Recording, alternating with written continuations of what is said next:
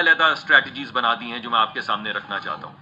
ایک اسٹریٹجی ہے شہری علاقوں کے لیے اور ایک اسٹریٹجی ہے دیہی علاقوں کے لیے. تو پہلے میں آپ کے سامنے دیہی علاقے جو ہیں پاکستان کے ان کا لائحہ عمل جو ان کے ذہن میں ہے پیش کرتا ہوں. دیکھیے دیہی علاقوں کے اندر کیا ہوتا ہے، تین چیزیں ہیں. اگر آپ دیہی علاقوں میں ترقی کرنا چاہتے ہیں تو تین چیزیں ہیں. کسان کو کیا چاہیے جی؟ کسان کو کھاد چاہیے، کسان کو بیج چاہیے اور کسان کو پانی چاہیے.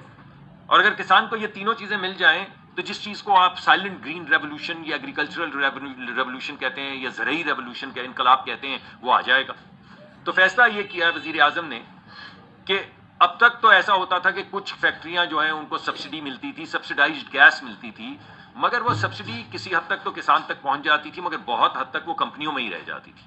اور کسان جس وقت کھاد لینے جاتا تھا تو اس کو اسی بھاؤ ملتی تھی کھاد جس بھاؤ مارکیٹ میں ہو.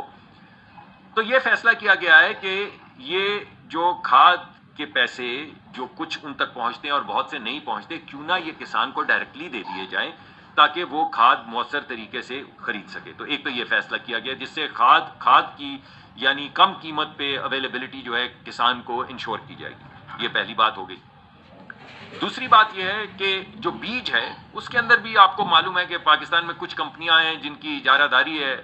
آپ کیونکہ رمضان شریف کا مہینہ ہے تو اس وجہ سے میں کوئی مافیا شافیا کی بات تو کروں گا نہیں، روزہ خراب ہوگا کہیں ہو ہی نہ گیا ہو. لیکن بہرحال کچھ کمپنیوں کی اجارہ داری ہے. تو پوری دنیا کے اندر زراعت میں ایک انقلاب آ چکا ہے اور ایسے بیج آ چکے ہیں جن کی پیداواری طاقت دگنی ہے یا 1.5 گنا ہے یا 3 گنا ہے. تو سوال یہ پیدا ہوتا ہے کہ وہ بیج اگر ہم لا کر اپنے کسان تک پہنچا دیں اور وہ بیج زمین میں ڈال دے اور کھاد اس کے پاس ہو تو کیا ہماری پیداواری طاقت 1.5 گنا بڑھ نہیں جائے گی؟ اگر بیج جو آپ نے ڈالا ہے، کھاد جس کو دی ہے، اس کی پیداواری طاقت